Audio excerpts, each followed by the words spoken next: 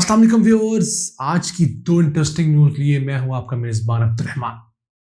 पहली खबर तो ML1 मंसूबे से मुतालिक है।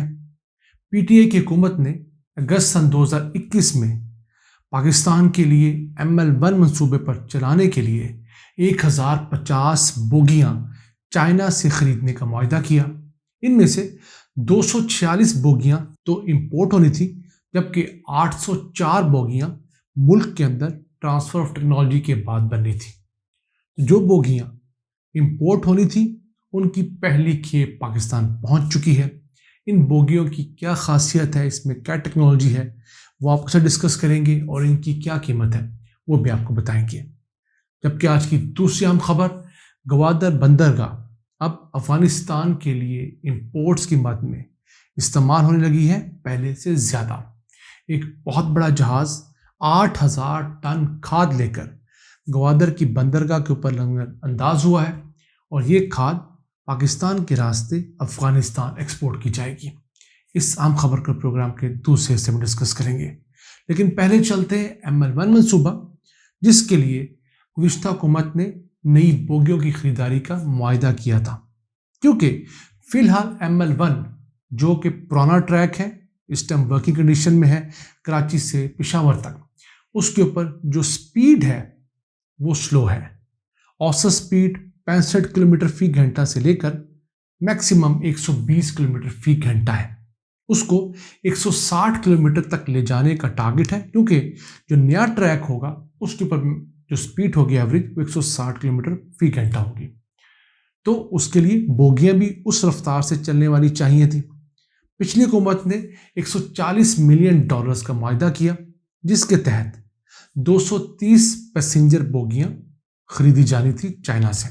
उन 230 में से 46 बोगियां इंपोर्टेड यानी कंप्लीट बिल्ट यूनिट की सूरत में आ चुकी हैं पाकिस्तान की बंदरगाह के ऊपर। इसके अलावा 184 बोगियां जो है पैसेंजर बोगियां, वो पाकिस्तान के अंदर बनेगी कैरेज फैक्ट्री रिसालपुर के अंदर। और इस तमाम प्रोसेस के लिए हमारे वहाँ पर माहिरीन इंजीनियर्स जाकर ट्रेन हो चुके हैं और ट्रांसफ़र ऑफ टेक्नोलॉजी पाकिस्तान में होगा। इसके बाद पाकिस्तान मज़ीद अपनी ज़रूरत के मुताबिक बोगियां बना सकेगा। फ़िलहाल जो बाइफर्केशन है टोटल 230 बोगियों की, उनमें से 80 बोगियां इकोनॉमी क्लास के लिए होंगी, 80 ही जो स्टैंडर्ड AC है उसके लिए हैं, 30 बोगियां पार्लर जो हाई स्टैंडर्ड का AC होता है उसके लिए हैं, 20 लगेज और ब्रेक्स के लिए हैं। तो इन बोगियों के अंदर खासियत क्या है? एक तो इनकी स्टेबिलिटी बहुत अच्छी है, इनके अंदर बैठे मुसाफिरों को झटके कम महसूस होते हैं। फिर इनकी सीटें बहुत आरामदेह हैं, आप स्क्रीन पर देख भी सकते हैं। फिर हर सीट के पीछे जहाज़ की तरह LCDs लगी हुई हैं।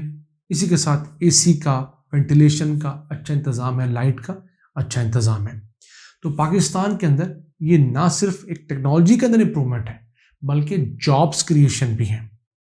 इसके साथ साथ पाकिस्तान ने 820 फ्रेट बोगियां खरीदने का भी मुआहदा किया था। उसमें से 200 तो कंप्लीट बिल्ट यूनिट यहाँ पर पूरी बनी बनाई यहाँ पर आएंगी, जबकि 620 जो है वो मुगलपुरा के अंदर जो रेलवे वर्कशॉप है वहाँ पर बनेगी। तो ये है वो मोटा मोटा इजाफा जो हम आपसे डिस्कस करना चाह रहे थे।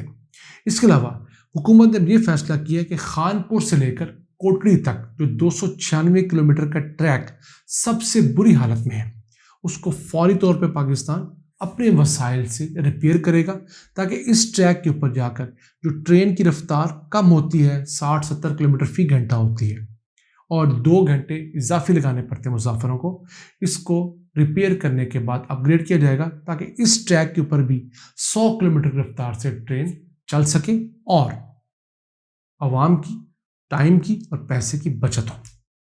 अब बस चलते हैं बोगियों की जानिब। जो बोगियां इंपोर्ट की गई हैं, ये इब्तदाई तौर पर ग्रीन लाइन जो एक्सप्रेस ट्रेन है, बड़ी एक अच्छी स्टेट ऑफ द आर्ट है, फास्ट चलने वाली, उसके अंदर लगाई जाएंगी। और इन बोगियों की कीमत कुछ यूँ है, जो इकोनॉमी क्लास बोगी पाकिस्तान को पड़ी है $6,94,000 की, जो स्टैंडर्ड AC है वो $7,94,000 और जो पार्लर की बोगी है वो $8,60,000 में हमें पड़ी है। इसके साथ जब ये टेक्नोलॉजी पाकिस्तान आ जाएगी तो फिर इनकी कीमत रुपयों में आएगी, اس کے چند اسپیئر پارٹس ہم امپورٹ کریں گے، بقیہ پاکستان سے ہی خریدے جائیں گے کیونکہ پاکستان میں آلریڈی آٹو موبائل کی بہت بڑی انڈسٹری قائم ہے۔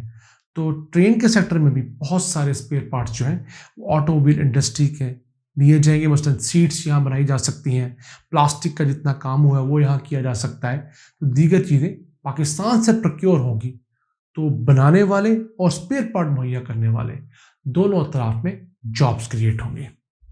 اس کے بعد چلتے ہیں آج کی دوسری اہم خبر جو کہ گوادر سے آئی ہے۔ آہستہ آہستہ گوادر کی بندرگاہ آپریشنل ہو رہی ہے، آئیڈیل تو نہیں ہے لیکن چلے اس پر کچھ نہ کچھ سامان ضرور آنے لگا ہے۔ گزشتہ سال اس پر چند جہاز آئے جنہوں نے 5000 ٹن کھاد یہاں پر آف لوڈ کی، وہ افغانستان بھیجی گئی تھرو کندہار، اس کو یہاں پر اتارنے کے بعد ری پیک کیا گیا، وہ بلک میں آئی تھی۔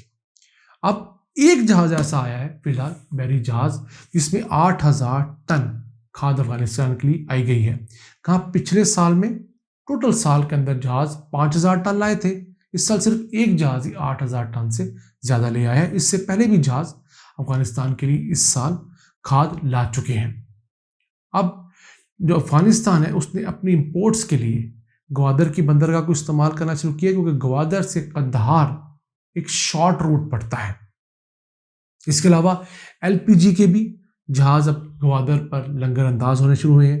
پچھلے سال 4 ایل پی جی کے جہاز لنگر انداز ہوئے تھے، اس سال کی فگرز ابھی آنا باقی ہیں، مجھے امید ہے کہ پچھلے سال سے زیادہ جہاز یہاں پر لنگر انداز ہوں گے۔ تو گوادر کی ابھی بھی جو سب سے بڑی ایک پرابلم ہے وہ کنیکٹیوٹی ہے۔ گوادر ابھی بھی بہت اچھے روڈ نیٹ ورک کے ذریعے پاکستان اور افغانستان کے ساتھ اٹیچ نہیں ہے۔ درمیان میں کچھ 200 سے 300 کلومیٹر کے پیچز ابھی بھی انڈر کنسٹرکشن ہے، جو امید ہے سن 2024 تک مکمل ہوں گے۔ جب وہ مکمل ہوں گے تو پھر گوادر صحیح معنوں میں پاکستان، افغانستان اور پھر ایران اور چائنا کے ساتھ اٹیچ ہو پائے گا۔ پھر گوادر کے ذریعے جو ہمارا خواب ہے کہ ہم ایکسپورٹ کریں چائنا کو، چائنا اس کے ذریعے چیزیں امپورٹ کرے، وہ شرمندہ تعبیر ہونے کی پوزیشن میں آئے گا۔ کیسی بات ہے کہ جس پروڈکٹ کو بنا کر ہم نے جیول آف سی پیک کہا، یعنی گوادر، وہ آج بھی کنیکٹیوٹی کے لیے، پینے کے پانی کے لیے اور بجلی جیسی بنیادی سہولیات کے لیے ارد گرد کے لوگوں پر، دوسرے علاقوں پر، دوسرے ممالک کے اوپر تکیہ کیے ہوئے۔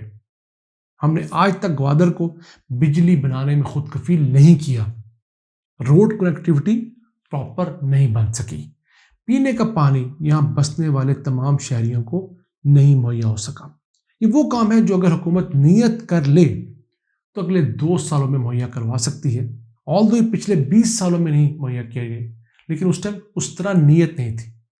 آج اگر فیصلہ کیا جائے تو یہ تینوں کام اگلے 2 سالوں میں گوادر میں نہ صرف انقلاب لا سکتے ہیں بلکہ وہاں پر جابس کریٹ کر سکتے ہیں اور ہمارے بلوچ بھائیوں کی جو محرومی ہے، ان کی شکایات جو ہیں ان کو بڑی حد تک ختم کر سکتے ہیں۔ آج کے لیے اتنا ہی۔ مجھے امید ہے کہ آپ اپنی آراء سے، سجیشن سے ہمیں ضرور آگاہ رکھیں گے۔ اپنے میزبان عبد الرحمان کو اجازت دیجیے۔ اللہ نگہبان۔